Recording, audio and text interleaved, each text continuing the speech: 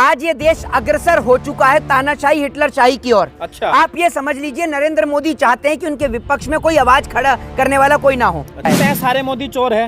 नीरव मोदी चोर नहीं है, नीरव मोदी चोर नहीं है। और मोदी जी चाहते हैं कि साल 2024 तक सारा विपक्ष जो है वो जेल के अंदर बंद हो जाए। क्योंकि अगर इतनी जल्दी सजा देश के अंदर बलात्कारियों को हो गई होती ना तो देश की बहन बेटियां आज जो नरेंद्र मोदी जी के विरोध में खड़ा होता है या तो उसके घर पे सीबीआई, ईडी या इनकम टैक्स या आईडी होती है या फिर उसको उठा के जेल के अंदर बंद कर दिया जाता है। माफी मांगने के काम भाजपाइयों के हैं, वो मांगे माफी। तो आप जाति देख के सवाल पूछते हैं? आप जाति देख के सवाल पूछते हैं क्या? Chief justice of India CJI खुद ये कहते हैं कि नरेंद्र मोदी जी के ऊपर आर्टिकल लिखने वाले व्यक्ति को आज जज नहीं बनाया गया। 10 दिन देश की मीडिया वो चलाती है नूपुर शर्मा को, 10 दिन पाकिस्तान चलाएगी, 10 दिन यूक्रेन का युद्ध चलाएगी। राहुल गांधी की सदस्यता चली गई, पहले उनको 2 साल की सजा हुई, आज जो है उनकी जो है सदस्यता चली गई 2 साल के लिए, और इसके बाद प्रावधान है 6 साल तक कोई चुनाव भी नहीं लड़ सकता। देखिए मैं आपको बता देता हूँ, ये जो देश जो है ना, आज ये देश अग्रसर हो चुका है तानाशाही हिटलरशाही की ओर। अच्छा। आप ये समझ लीजिए नरेंद्र मोदी चाहते हैं कि उनके विपक्ष में कोई आवाज खड़ा करने वाला कोई ना हो। अच्छा। जो नरेंद्र मोदी जी के विरोध में खड़ा होता है या तो उसके घर पे सीबीआई, ईडी या इनकम टैक्स या आईडी होती है या फिर उसको उठा के जेल के अंदर बंद कर दिया जाता है। मानते हैं सारे मोदी चोर है? देखिए मैं आपको एक चीज बताता हूँ, एक बात आप मुझे बताइए, आपने जिस तरीके से राहुल गांधी को लेकर नहीं, आप मेरे को एक सवाल, सारे मोदी चोर है भाई? उनका जो निशाना था वो नीरव मोदी की ओर था। क्या नीरव मोदी चोर नहीं है? नीरव मोदी चोर नहीं है? ये बताइए आप मुझे, है या नहीं है? आप मुझे बताइए, नीरव मोदी को आप देशभक्त मानते हैं? जो नीरव मोदी को देशभक्त मानता है वो जिम्मेदार ले। मैं कह रहा हूँ जो नीरव मोदी को, जो नीरव मोदी को कह रहे हैं, ये राहुल गांधी की जो सदस्यता रद्द करवाई है ना, इसने ये दिखा दिया है कि ये लोग नीरव मोदी के पक्ष में हैं। और नीरव मोदी जो देश का लाखों करोड़ों खरबों रुपया लेके भागा, कहीं ना कहीं इन लोगों का इनमें हाथ है, सरकार के लोगों का। आज एक बात मुझे बताइए, नीरव मोदी देश के बैंकों को कंगाल कर गया, अगर उसके लिए देश के लोग बोलते हैं तो क्या गलत बोलते हैं? नरेंद्र मोदी जनता को पागल बनाते हैं। नरेंद्र मोदी मंच पे से खड़े होकर बोलते हैं कि हम नीरव मोदी को लाएंगे। अरे कब लेके आएंगे आप? वो पैदल आ रहा है क्या? दूसरी बात ये, जिस तरीके से राहुल गांधी के लिए कहा गया था पप्पू, आप एक बात मुझे बताइए, पप्पू तो और भी विपक्ष के नेताओं का नाम है। अब आप पप्पू यादव बिहार में विपक्ष के नेता हैं, अगर वो डिफॉर्मेशन का केस करें तो जो बीजेपी के नेता हैं क्या उनको सजा होगी या उनकी सदस्यता रद्द होगी? जिस प्रकार से सोनिया गांधी जी के लिए अपशब्द बोले गए, जिस प्रकार से नरेंद्र मोदी जी ने 50 करोड़ की गर्लफ्रेंड, जो ये नहीं, मैं क्या बोलता हूँ आपसे, अरे मेरी बात तो सुनिए, जिस प्रकार से इन्होंने बोला 50 करोड़ की गर्लफ्रेंड, क्या ये ठीक था?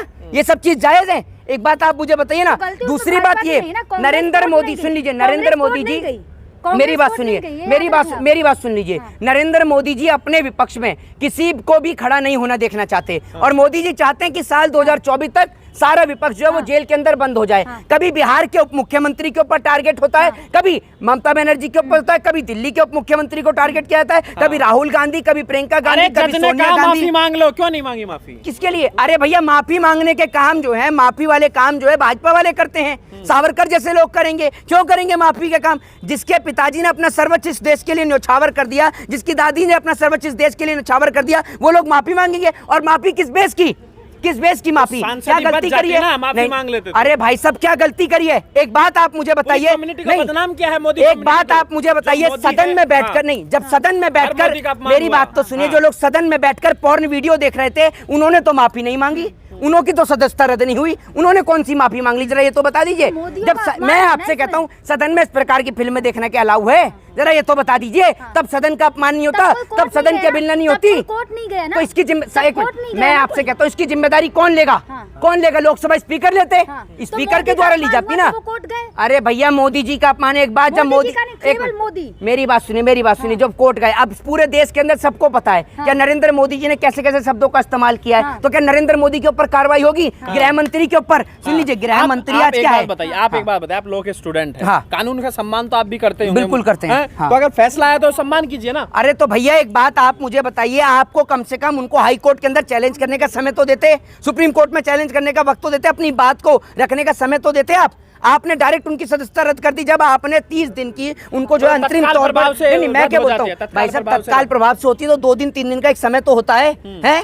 आपने उनको मतलब एक बार इतनी जल्दी सजा तो बलात्कारियों को, अरे मेरी बात सुन लीजिए, अगर इतनी जल्दी सजा देश के अंदर बलात्कारियों को हो गई होती ना तो देश की बहन बेटियां आज, मैं क्या बोलता हूँ आपसे, सदस्यता गई है। एक बीजेपी का नेता बता दीजिए जिसकी सदस्यता गई हो, बताइए। गई है। बताइए कि बताइए ना। यूपी से जो है अभी उपचुनाव हुआ हाँ। था यूपी में खतौली के विधायक की गई है। अरे तो मेरी बात तो सुनिए, मेरी बात सुनिए, इस बात को लेकर गई है क्या? हाँ। जिसने विपक्षियों उनको 2 साल की सजा हुई, अगर किसी भी व्यक्ति को, मेरे को पता है कि हाँ 2 साल की सजा होती है, वो 6 साल तक चुनाव नहीं लड़ सकता है, मुझे पता है, बिल्कुल बिल्कुल मुझे पता है। इसीलिए राहुल गांधी को जो है वो 2 साल की सजा का प्रावधान किया है। मैं भी तो आपको बता रहा हूँ। एक बात आप मुझे बताइए, एक इस देश के अंदर के डेमोक्रेसी के अंदर, लोकतंत्र के अंदर बोलने की आजादी नहीं है? ये सबको आप एक समान निगाह से देखते हैं? कोई विपक्ष के नेता को, एक बात आप मुझे बताइए, आए दिन सारा विपक्ष आपने उठाकर जेल के अंदर बंद कर दिया है। ये एक तरीके से जैसे एडोल्फ हिटलर ने इस देश के अंदर तानाशाही, जापान में तानाशाही स्थापित करी थी, ठीक उसी प्रकार से जर्मनी में, ठीक उसी प्रकार का काम जो है नरेंद्र मोदी करने का काम कर रहे हैं भारत देश की सरजमी पे। लोगों को बोलने की आजादी नहीं है, डेमोक्रेसी की बात करते हैं, लोकतंत्र कहाँ है? 24 का चुनाव होगा, राहुल गांधी मैदान में नहीं होंगे। अरे भैया, नरेंद्र मोदी का रास्ता साफ मेरी हो रहा बात है। तो सुन लीजिए, राहुल गांधी का कोई विपक्ष का नेता ही नहीं छोड़ रहे हैं। नरेंद्र मोदी तो चाहते हैं कि साल 2024 से पहले ही सारे नेताओं को जेल के अंदर बुक कर दिया जाए और ये लोग अकेले लड़ें। भूल जाएंगे, हाई कोर्ट में चैलेंज करेंगे, सुप्रीम कोर्ट में चैलेंज करेंगे, क्यों नहीं करेंगे? वो एक हर एक व्यक्ति का एक फंडामेंटल राइट है। आप फंडामेंटल राइट छीन लेंगे क्या किसी व्यक्ति का? आप एक बात मुझे बताइए, हर एक व्यक्ति का फंडामेंटल राइट है, आप थोड़ी छीन सकते हैं फंडामेंटल राइट। और आप थोड़ी बताएंगे कि राहुल गांधी हाई कोर्ट जाएंगे, वो जाएंगे। एक हर एक व्यक्ति का एक अधिकार है, ये अधिकार कोई उनसे नहीं छीन सकता। लेकिन जिस प्रकार से तत्कालीन ये जो फैसला लिया गया है, अगर इसी प्रकार से तत्कालीन फैसले अगर बलात्कारियों के ऊपर लिए गए होते तो आज मेरे को लगता नहीं है कि बहन बेटियों के साथ बलात्कार होता देश में। क्या इतने तत्कालीन फैसले? शारदा चिटफंड घोटाले के आरोपी थे, शारदा नारदा के घोटाले के आरोपी आज भाजपा ज्वाइन करे तो सारे आरोप उनके ऊपर से खारिज हो गए। तो एक ही देश में, एक ही संविधान से चलते हुए देश में एक ही व्यक्ति के लिए 2 अलग अलग कानून कैसे हो सकते हैं? इस सवाल का जवाब दे कोई। लेकिन अभी कुछ दिन पहले संबित पात्रा ने मीर जफर से तुलना की है राहुल गांधी की। नहीं, तब अपमान कहाँ होगा? तब कहाँ अपमान होगा? जरा ये तो बता दीजिए, तब अपमान नहीं होगा ना। अगर भाजपा वाला करें तो डांस है और दूसरा करे तो मुजरा है? एक बात आप मुझे बताइए कि जिस तरीके से राहुल गांधी के ऊपर लगातार टिप्पणी करी, लेकिन डेमोक्रेसी इसी को कहा जाता है कि आप डेमोक्रेसी में किसी के ऊपर आरोप और प्रत्यारोपण कर सकें, सरकार से सवाल और जवाब कर सकें। अब सरकार विपक्ष के नेताओं को उठाकर जेल में डाले तो कहीं ना कहीं ये लोकतंत्र की एक अवहेलना है, लोकतंत्र की धज्जियां उड़ाई जा रही हैं देश के अंदर। आज राइट टू स्पीच का जो अधिकार है वो लोगों से कहीं ना कहीं दबाने की कोशिश करी जाती है। माफी मांग लीजिए ना, कह तो रहे थे संबित पात्रा को माफी मांग लेते सारी। अरे एक बात आप मुझे बताइए, माफी मांगने के काम भाजपाइयों के हैं, वो मांगे माफी, ठीक है ना? और भाजपाई अगर माफी मांगते रहेंगे ना तो सारी जिंदगी भी माफी नामे लिखेंगे तो भी कम पड़ जाएंगे। इतनी गलती करी क्यों? क्या गलती करी है? क्या गलती करी है? हाँ, उन्होंने कहा सारे मोदी चोर होते हैं। नीरव मोदी चोर है या नहीं है ये बता दो। उन्होंने सारे मैं आपसे कहता हूँ नीरव मोदी चोर है या नहीं? नीरव मोदी का नाम तो नहीं लिया है?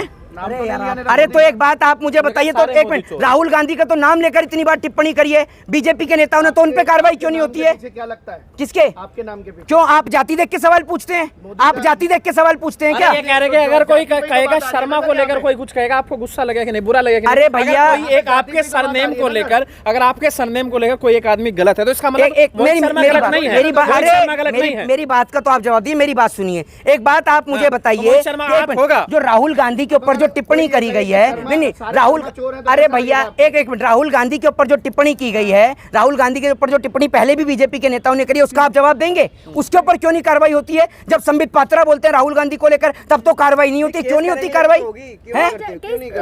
अरे भैया सुन लीजिए, जितनी जल्दी फैसले भाजपा के केस में होते हैं ना, उतनी जल्दी फैसले किसी के केसेस में नहीं होते, ये भी आप सुन लीजिए। कहीं ना कहीं हमने भी देखा है, आज कोर्ट के ऊपर, न्यायपालिका के ऊपर अगर आप सवाल खड़ा करते हैं तो आपके ऊपर खुद मुकदमा दर्ज होता है, क्योंकि आप न्यायपालिका पे सवाल नहीं खड़े कर सकते। लेकिन हमने भी देखा है कि जजों को राज्यसभा तक का रास्ता कैसे उन्होंने तय किया है, जब chief justice of India CJI खुद ये कहते हैं कि नरेंद्र मोदी जी के ऊपर आर्टिकल लिखने वाले व्यक्ति को आज जज नहीं बनाया गया। ये खुद सीजेआई की बेंच में जब 3 जज बैठते हैं तो वो खुद अपने मुंह से ये बात कहते हैं। तो कहीं ना कहीं ये डेमोक्रेसी का अपमान नहीं है क्या? डेमोक्रेसी में लोगों को लिखने की, अभिव्यक्ति की आजादी नहीं है, राइट टू स्पीच की आजादी नहीं है? एक बात का जवाब दीजिए ना। जब सीजेआई को ये बात बोलनी पड़े, चीफ जस्टिस ऑफ इंडिया को, तो आप सोच लीजिए कि कहीं ना कहीं अगर कोई मोदी की खिलाफत कर रहा है, यानी उसको इससे देश की खिलाफत से कंपैरिजन कर दिया जाता है। ऐसा क्यों? अब 2024 में किसे देख रहे हो आप?